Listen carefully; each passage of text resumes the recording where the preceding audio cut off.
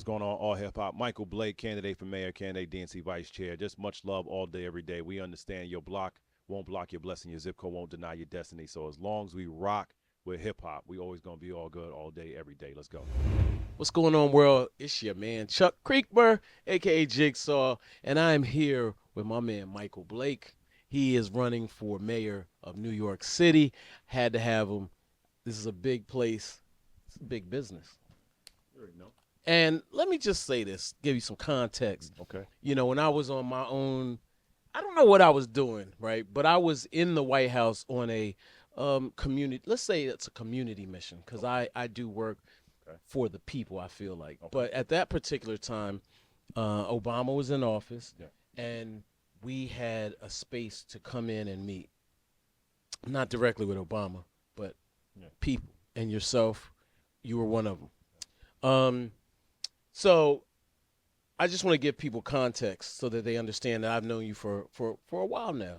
And I know you're a good person, and that's partly why we're sitting here now. I can vouch for you. I appreciate that. I was wondering where you were going. Well, you said you was on a community mission in the White House. I was like, I didn't know where we were about to go right there, but I appreciate that. Well, you know, at that point in time, you know, it was important for us to show up, activists or people that are working in the community, and I respectfully say that, you know, that administration opened its arms, gave us a hug, gave us access, showed us love, and I had never witnessed that, and I still have not witnessed that since then.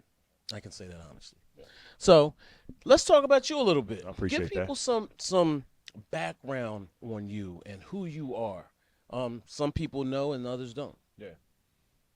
First and foremost, I just much love all day, every day to you. Yeah, Chuck. of course. You know, it's been a blessing, and we already know we part of the greatest fraternity. That's right. You know, we got to remind people out here all day, every day about Alpha Alpha. Look, I'm born and raised Bronx, New York. Okay. You know, Crescent and Burnside, that's home for me, and PS 79 118 DeWitt Clinton High School.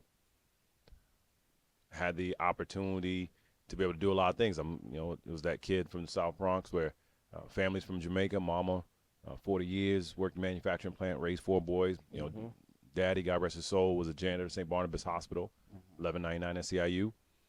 And I always had a love for politics. You know, mom's told me that I was named after Michael Alexander, so Michael Manley Alexander Bustamante. So I was named after Jamaican politicians on Christmas night. So I was going to be a preacher, a journalist, or a politician. I became all 3, right? Right. You know, tree jobs, right? Yeah. 3 jobs out here right now. And the reality is, like, you know, I left here, went to Northwestern, and just had a love for this. Yeah. And was very fortunate. I was able to become part of a training program that then Senator Obama was training black and brown kids. There was 10 of us in the program on how to run campaigns. Did the program for a week. They sent me out to Michigan. The rest was history for me. I was able to work in the State House out there, worked on his campaign, worked for him 6.5 years. Had the blessing of being in the White House, as we were just talking about. Ran all the African-American minority business outreach. And I came back home. Yeah. Right. I wanted to be able to show young cats on the block, especially, like, you could grow up on Crescent and Burnside and go work at the White House. Yeah. Right? I was in the assembly for 6 years. You know, so the My Brother's Keeper program here in New York State, that's our bill for these black and brown young men. Diversity in medical scholarships, because we need more black and brown folk, and quite frankly, any of our communities to be doctors and nurses and part of the medical industry. Yes. We were able to change the game in a real way. The prompt pay bill, so that if you work with New York State, you get a contract with less than 300 employees, you get paid in 15 days instead of 30 days. And so we've done the work. You know, we continue to do the work, and we're doing that on DNC and the national level. But I'm doing this now because we pay too much, we get too little back, and we deserve more. Right. And I'm just on our people deserve the best.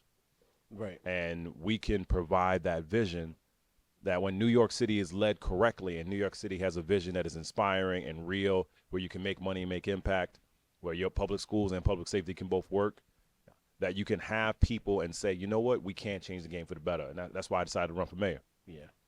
My first thought about you was, man, he's too good to be a mayor. No. He's too nice. He's too clean. He's like, you know. That's the way it's supposed to be. That means we got to set a new tone. Right. That's the way it's supposed to be. Yeah. Okay. What are your thoughts on the current mayor? Mr. Eric Adams, if you're able to articulate that. Look, I think that the mayor has his own challenges that he has to work through, and it's important for people to understand that I'm running because we're not doing enough on cost of living, affordability, public services. Eric canceled on New Yorkers on MLK Day to go be at Trump's inauguration. He's fighting for a party, and I'm fighting for the people. Right. And it's important for people to understand that these are not some frivolous things being talked about. Yeah. His indictments are that they allege that money came from Turkey for a straw donation campaign scheme so that Eric and his team and his campaign could get matching funds. Now, for folks that don't understand that, if you're not paying attention, donations, $10, $250 gets matched by the city when you're running citywide, 8-1. But they have to be New York City residents. So the allegation is that they knowingly took donations from people who should not have made those donations so that he could get the matching funds 4 years ago. And so if someone's lying to you about how they brought in their money and then they're then canceling on you because they want to go kiss the ring, then you should show them the door. Yeah. Fair enough. What would New York City be like if you win? Well, what do you envision New York City looking like, being like, to live here? Yeah, we deserve to realize the best. So that means that young kids can go to school, and I believe that when you graduate, you should have civics, mental health, and financial literacy before you graduate. I believe that you can show people that you can end poverty and homelessness in New York City, that we have all this unused commercial space right now, and there's no good reason why we are not making it better to get people off the street. But in order to do that, that means our nonprofits have to be supported. Right. So we have to address nonprofit reimbursement rates so that people get paid faster. I would never say to you, you know what, Chuck, I'll pay you in 6 months. You just figure it out. Actually, like, no, I want this every 2 weeks because I've done the work, right? In the same way, in that regard, we need to have universal child care in the city because you change the game when someone is able to know that their children are safe and they don't have to worry about that expense over their heads. It is a city where you can have an opportunity to say that you can do financially well and still live here. It is simply not affordable. People are out here working multiple jobs and they don't know how they can make ends meet. That's not the city we're supposed to be. And so this will be a city where you can realize your dreams. And that's the epitome of what we're trying to do here in New York. And our entire vision, Blake for NYC.com lays that out, that it could be our home, our city, our dreams, but a place where you can really change the game. And then lastly, what makes me uniquely different? We're watching it in real time. We're watching a federal administration in Trump that is taking attacks against the people. When they're saying what he just did, an executive order to cancel lowering prescription drug costs. So that means when you go to the pharmacy, your costs have now gone up. When we talk about what he's doing around ending DEI, so, okay, black and brown businesses, okay, you're not going to get the same support you were just 2 days ago, 3 days ago, 4 days ago. The ending of birthright citizenship for a kid who was born here, even if their parent was on a visa. So you're essentially saying the people that are children of immigrants, you should be afraid. That's not what we're supposed to be. And so the main thing equally is when you wake up January 1st, 2026, that you have a mayor who can manage the city where your dreams have been realized. Yeah, absolutely. Can you, talk about where we are as a country under Trump now? You just mentioned several things, but that's, more relative to New York City. How do you feel about that? Because, I've had conversations with people. Some people are like, we got to, just you good. Y'all go ahead.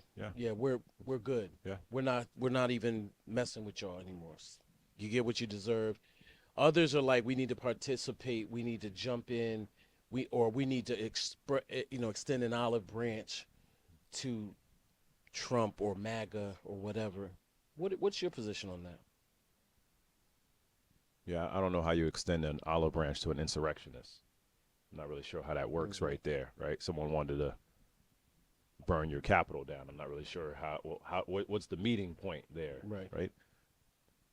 Look, at this point, We just got to be very clear about who this man continues to show us who he is. He had 3 of the wealthiest people in the world sitting next to his crew at the inauguration. Mm-hmm. He took a step immediately to make it more expensive for you to have prescription drug costs addressed, but for wealthy billionaires to make more money. Right. So when we think about like what's the environment that we're in a space right now where we legitimately have to be concerned that your cost of living has not been addressed. Mm-hmm. But what has been addressed is making billionaires more money. Right. That you have to wonder, well, what happens around black history? You have to wonder, do I actually have a chance to have an affordable home? You have to wonder what happens to the communities that have been hurt, our immigrant communities, those that are just trying to figure out and make ends meet. None of them being helped right now. So for me, again, I just go back to it. I'm a Creston and Burnside kid, right? And our community was made better because we had, black and brown and white all rocking with each other. We had South Asians and Jamaicans figuring out who could do the best curry, right? Mm-hmm. We recognized that the Latino community was not monolithic. We understood we could listen to music and play ball. People, that's how we got down. Right now, folks are just going back to their homes because they feel afraid. Mm-hmm. Yeah. And they're figuring out, well, I'm spending $8, $9, $10 on some gallon of milk, but y'all not talking to me. Yeah. And so to your question around the Trump environment, Donald Trump has not shown you ever that he gives a damn about the working person. Right. And so now our job has to be, for those of us that want to help the people, that we get policies implemented and we elect the right folks so we can change the game. Okay. How do you work through those of us that don't feel as if the system works for them? So, I mean, you could take this election as a good example, the presidential election, and some local as well, that, I hit the streets myself to encourage people to vote. I participated in different activations, including concerts and things. Now those concerts were modestly attended, and others sparsely attended. But at the end of the day, you're having these conversations with people.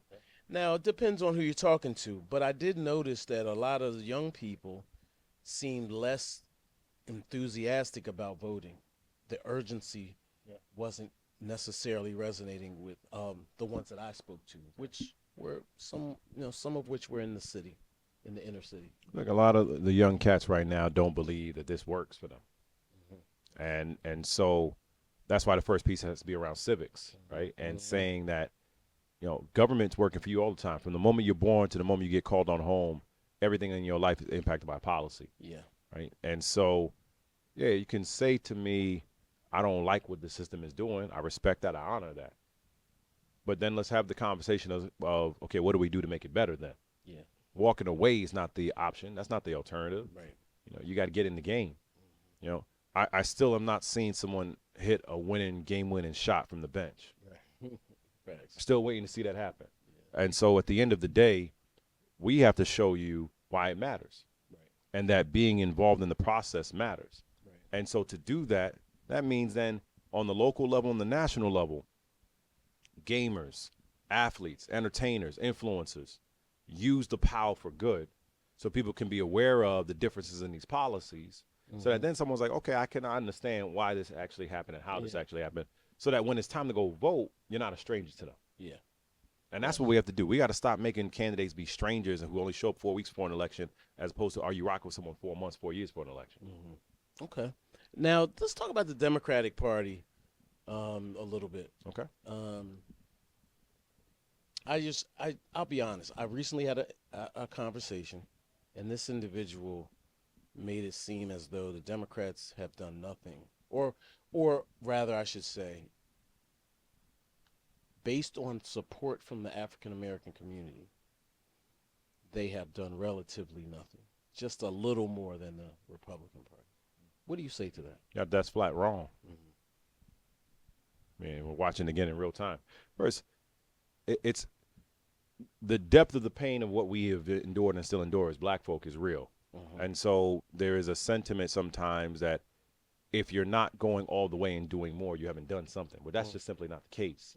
Right. The reality is when you think about increases so that more black businesses and brown businesses got funding that they didn't get before, you know, what we're doing around education, around Pell Grants and HBCUs, what we're doing to make sure that crack versus powder cocaine went from 100 to 1 to 18 to 1, you know, what was going on for black farmers, what we're doing around healthcare. All these pieces have a clear effect on your life. And the notion that somehow it's not doing more for you is just not true, right? Republicans have been masterful of getting you to believe that what is coming to you is better for you, even when it's not. And so the notion that you could have one entity that literally is ending DEI offices, and people are having conversations of, I'm not sure where the Democrats stand on black and brown causes. I was like, I'm going to tell you this. We wouldn't cut DEI offices. Like, it's not a hard conversation right there, right? And then making it practical that even if something doesn't say black or Latino, does not mean it doesn't help black and Latino communities. Right. And so that kind of education is necessary for us to have real conversation. And then lastly, let's stop treating communities as monolithic. Let's stop thinking if I talk about this one issue, then it's going to work for everybody. You know, I don't want people to come to me and think I only care about criminal justice. In the same way, we should not only go to a Latino community and say immigration, right? It's all the things. And so if we do that correctly, then people are like, okay, I can believe in this thing. And one of the reasons why I'm in this conversation around what we can do on the DNC and changing it nationally is that we have to get people to believe that government works for them, why they should vote, and then why should they vote for us. Right. And if you do those three, then you change the game. Gotcha. Then you have people finally feeling empowered and feeling heard in the process. Yeah. Do you think that so Obama was the first black president? Yeah. I'm not sure we'll see another one. Do you obviously? I believe we will. You do? Absolutely. Okay. Absolutely. What makes you say that? Because, well, one, the numbers. I mean, the country's becoming black and more brown. And, right. And two, we have this incredible talent around the country that it's hard for me to believe that we won't ascend. Yeah. You know, look, I'm disappointed. Absolutely. Of course I wanted the vice president to be president, right?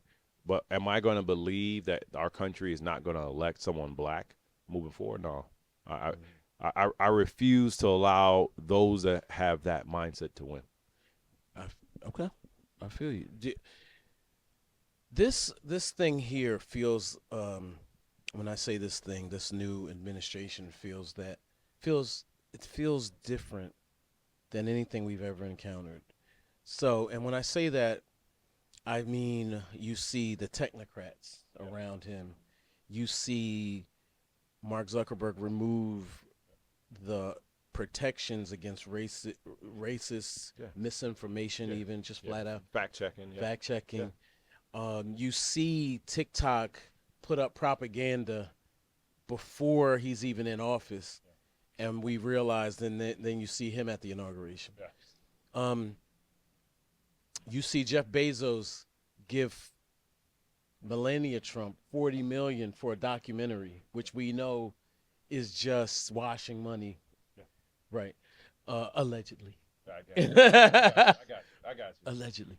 But it feels very, very different than anything I've ever seen. So and not only that, it feels generational, right?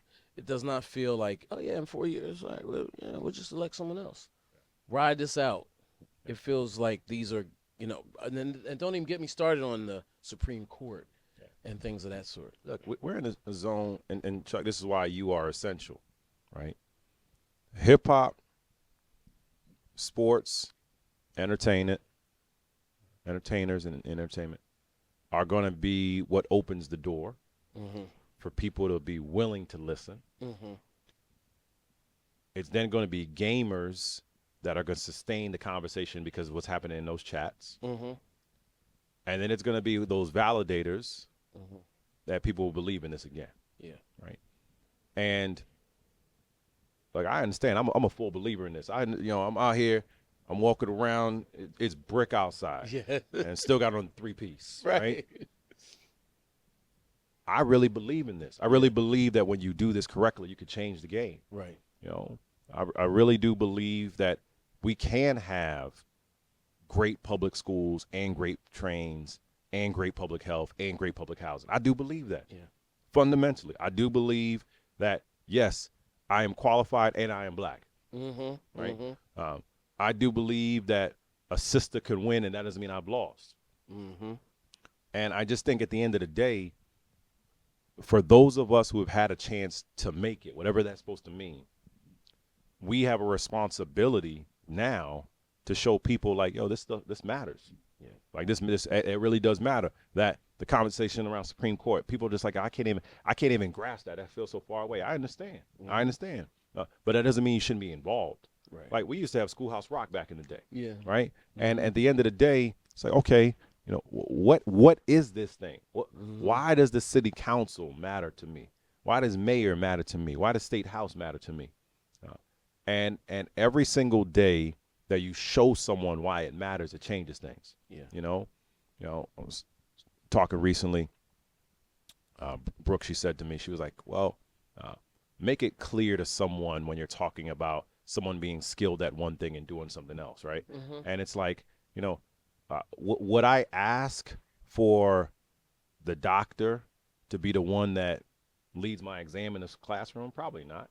Right. Facts. Right? Would I ask the mechanic to be the person to lead the interview? Probably not. Mm-hmm. Right? But we're asking people to do things that are not in their jobs, right? Mm-hmm. We're asking cops to address mental health crisis. Mm-hmm. They weren't trained to do that. Mm-hmm. Right? We have 988 hotlines. That's what let the trained ones do that, right? Right. You know, we're asking people about, well, why should you care about this politics thing? Well, then have people that are in politics talk to them. Right. Right. And what we have happening right now is you got a lot of cats who don't know what they're talking about. Yeah. Getting up here talking about, well, you shouldn't vote. Mm-hmm. But that same person would be good if they made money on a tax break. Right. Right. So I'm not understanding what we're doing right here. So at the end of the day, do we want to change the game for our people? Right.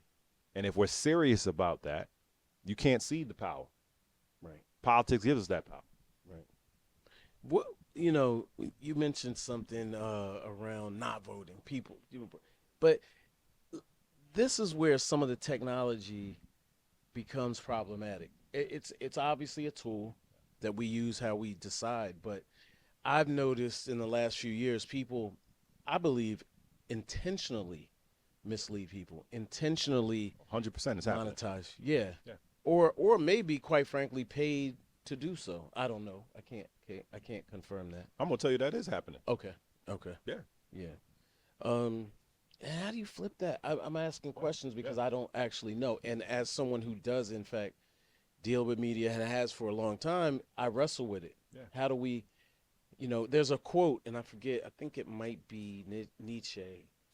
Do you out-monster the monster or quietly become devoured? And I'm like, Okay.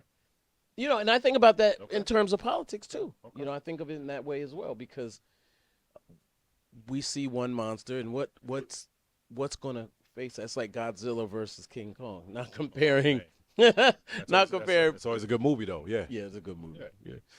Look, I think that. Yeah, but the technology part and misinformation and paid agents, you know, nothing new. But what are your thoughts? Well, look, you know, Vice President Elon Musk out here, right, who was paying to send mis and disinformation out in places like Pennsylvania where black folk were being sent information about wrong election days. Yeah.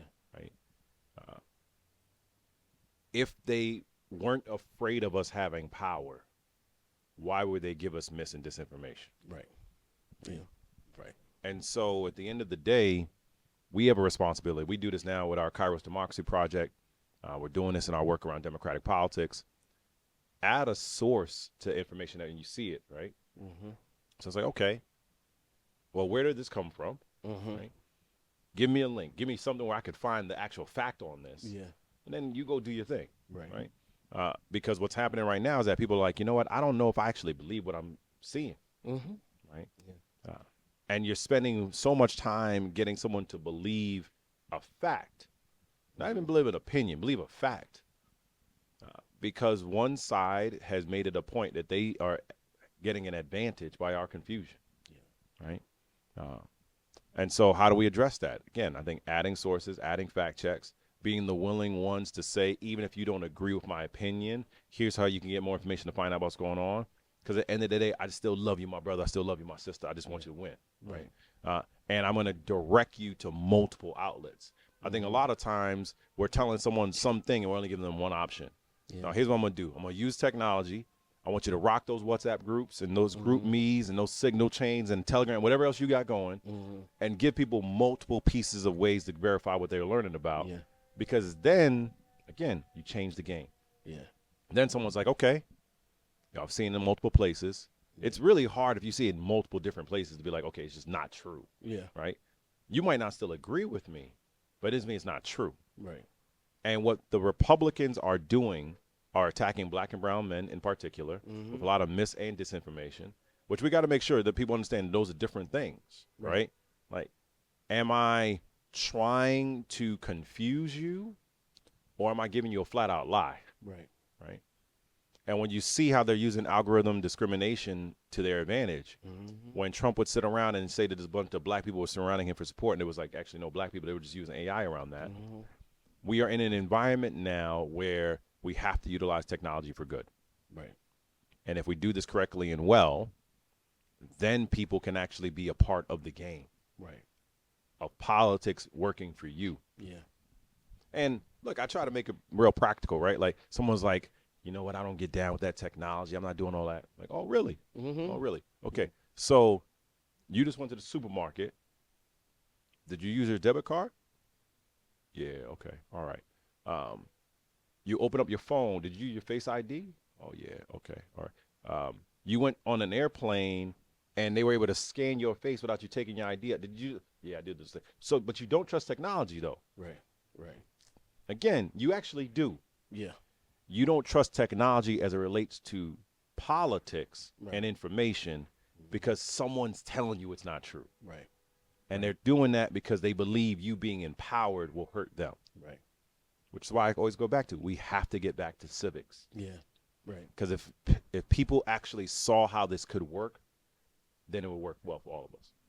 What about the city and technology? I know there's some Wi-Fi. There's, other cities are very involved and technologically advanced. Do you have any plan in that regard? Oh, absolutely. Look, I'm regularly saying tech for good. We have, but our constituent services don't make any sense in the city. How is it that you can track a package being delivered to your crib or food showing up at your doorstep, but we can't tell you right now how problems are solved for you? Which again, if you give people the wins, then you could change some things. Right. And you make it real practical, like, oh, okay, now I see how this works for me. Right. Use tech for good.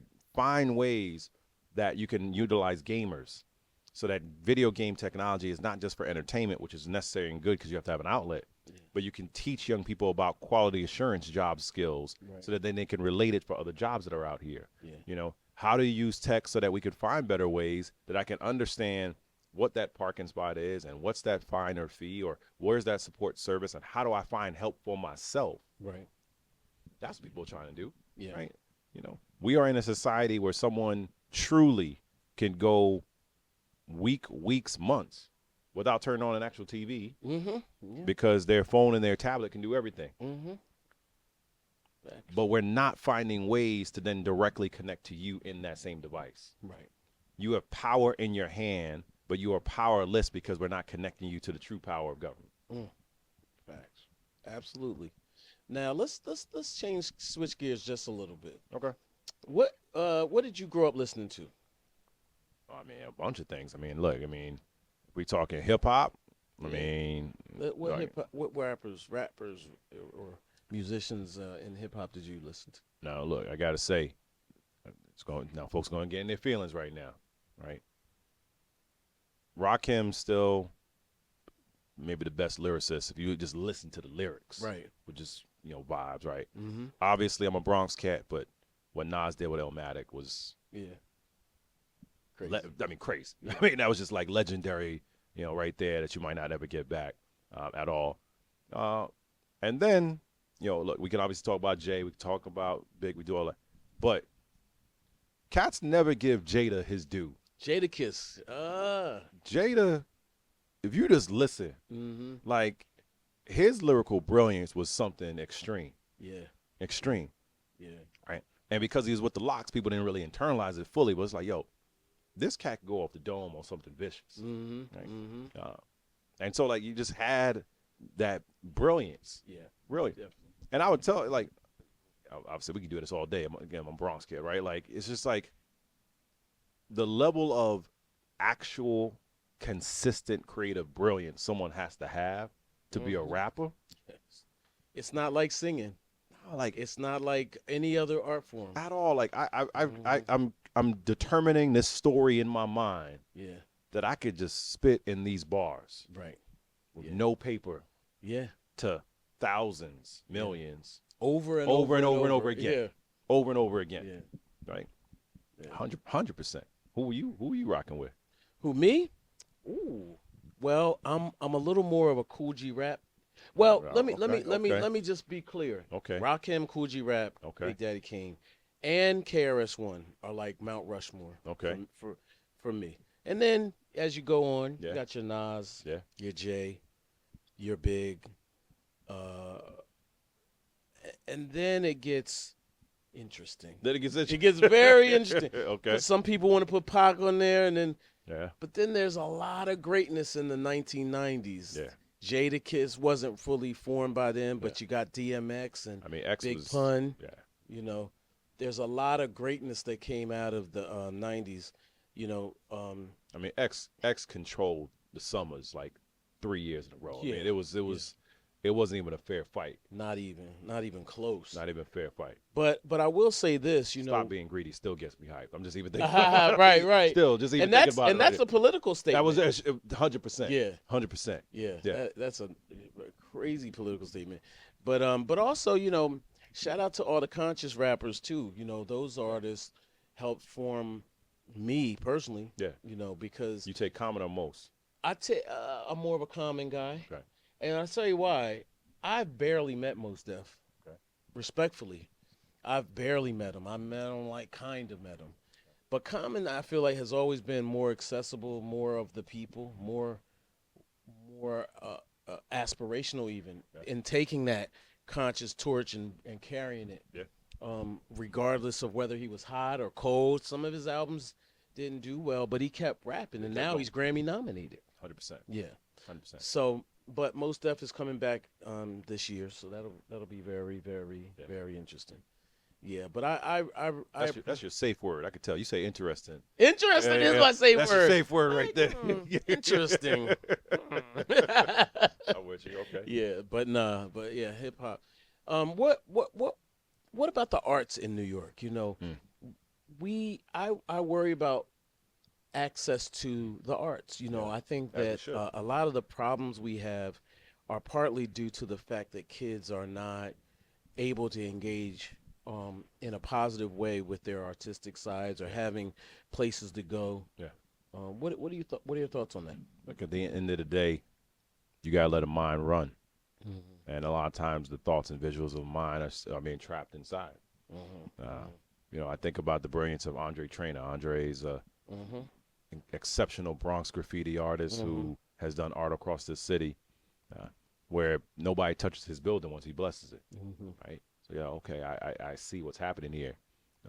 Arts in a different degree. You go out to Brooklyn Academy of Music. Like BAM is an institution. Yes. Right. Absolutely. Where you just understand, you know, my spirit's gonna be fed when I walk in this room. Right. Right. You know, but it's also about how do we find more ways that art in all different degrees, the visual, the spoken, stage, dance, all have to be empowered. And again, coming full circle, if you pay nonprofits faster, which a lot of these theaters are, and a lot of these visual art centers are, and a lot of these art clinics are, more kids can have a chance. Yeah. Right. Yeah. Everyone should have an ability to realize their creative outlet. Yeah. A lot of times it's not happening because people are just like, I'm not sure. Yeah. I'm not sure. You try and keep the lights on. It's hard for me to talk to you about painting your dreams. What got you in the what? How did you become so enamored with politics? Was there a person, or was there something you saw growing up? Yeah, Mama told me that from the moment I was engaged in any real way, I was thinking about it. Really? I just kind of watched it. Yeah. You know, I was that kid that we went on the big church trip to D.C. and they had me in there at the Capitol, Yeah. right, asking questions. Really? Yeah, and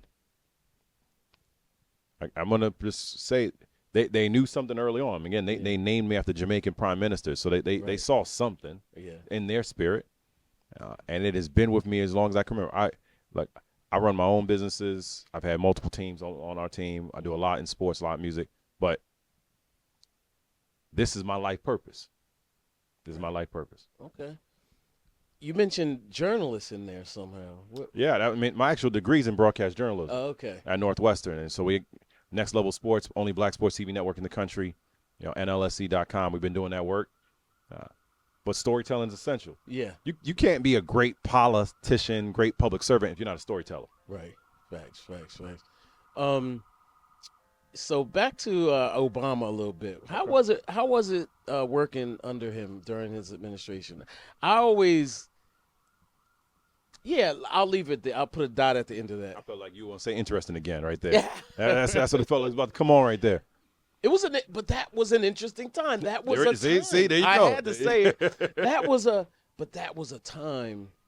It was a hopeful time. Yeah. It was we were in a recession, so it was a tough time too. Yeah. You know.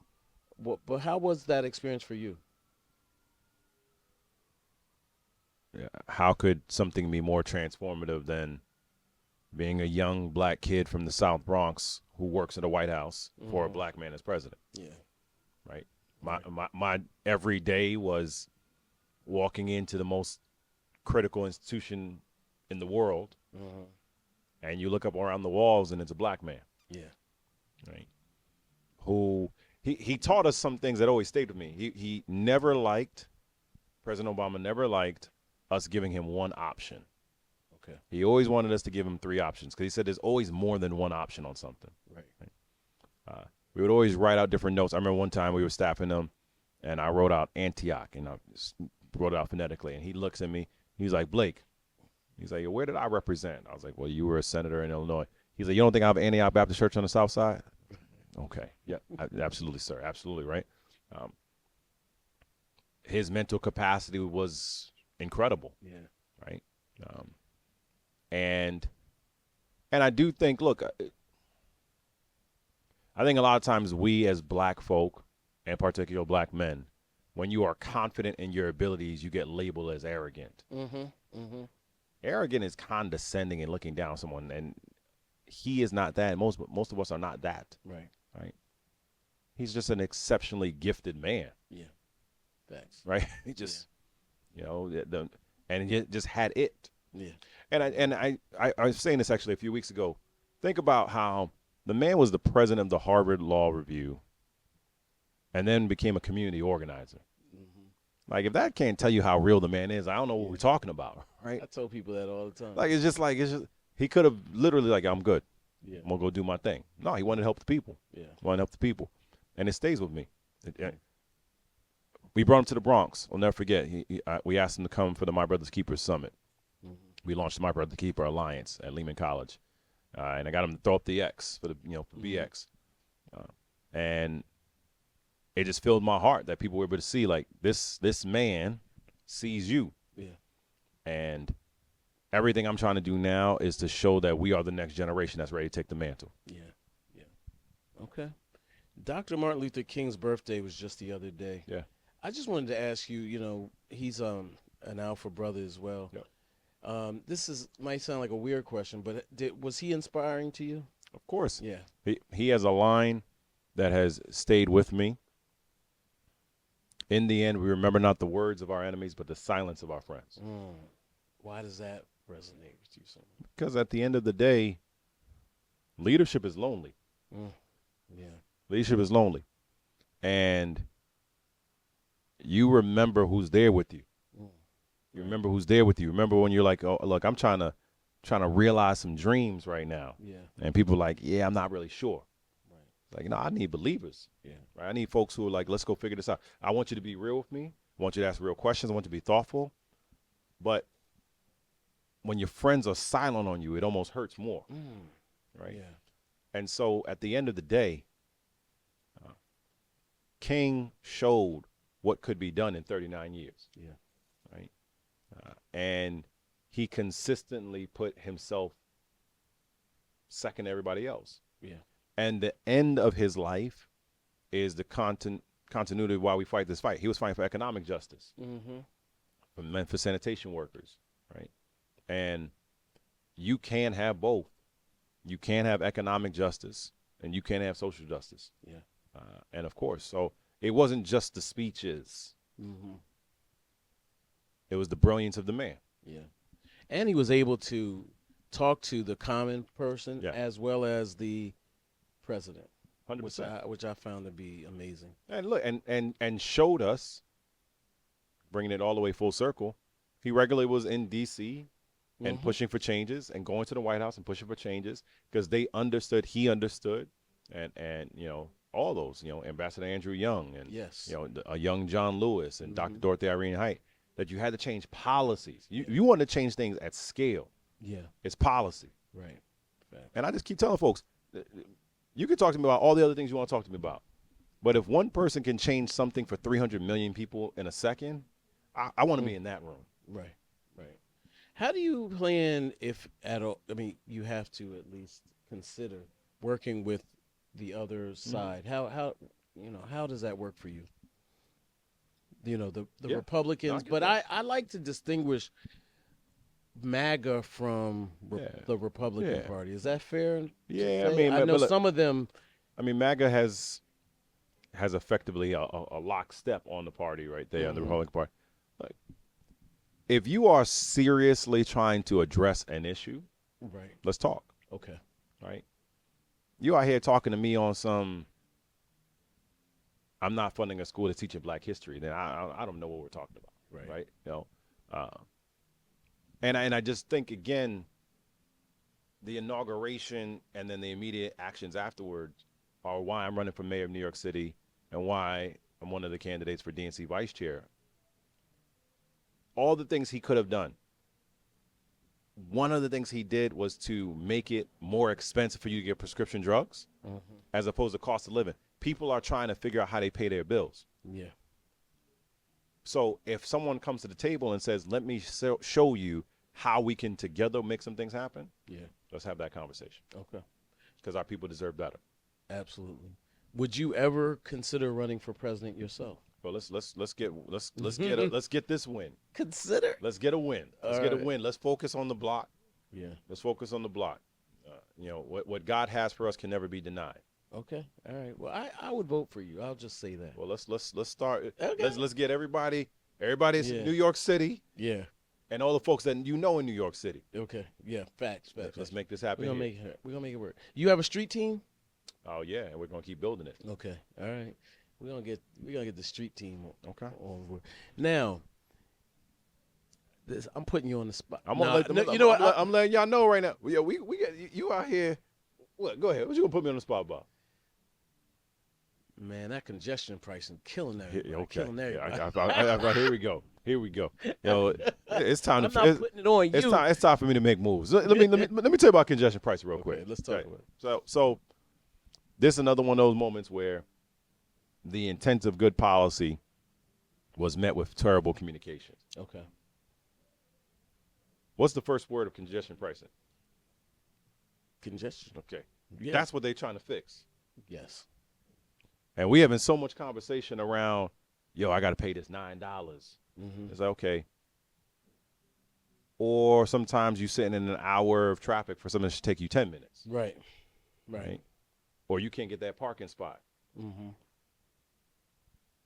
We've seen it work in other places, like London, right? They have congestion pricing. Okay, I didn't know that. It's the first time here Right. that we've had it. And in so, America. At the end of the day, well, there's different places that are working on it in different ways. I just think the way it's been implemented has been sloppy, Okay. right? Okay. And, you know, to a different degree, Back in the day, people could smoke in restaurants. Mm-hmm. Massive uproar. Folks were like, yo, we can't do this, can't do this. Oh my God, can't change it. Now, it's what's happening. Yeah. And it's healthier and it's better for everybody. Yeah. I think it needs to be done differently. Yeah. But let's not ignore the intent of it was to make sure we actually address the core problem. Gotcha. Okay. Well, we'll think about that. Think about it. What differently looks like. I feel you. But it's still interesting. Oh, you back to your safe word again of interesting. But yeah, okay. Yeah. Well, it's been a pleasure. You can't make this your last time. No. I know you're ramping up. We're ramping. You got to come back and let us know what you're doing in the community. Absolutely. So that we can join you there as well. Yeah. And share and amplify the vision you have for New York City. I appreciate that. Yeah. And look, we just want to, again, we pay too much, we get back too little. We deserve more. Yeah. We deserve better. We deserve better than what's happening right now. Yeah. And if the people of New York City want to see a different vision, that you can have cost of living, affordability, public services work for you, then you have a candidate in me, Michael Blake, that can do that. Okay. All right. Thank you very much. Oh, bro. Appreciate you. Yeah, you too. All day. Very interesting. Very interesting. Very interesting. Interesting. Interesting.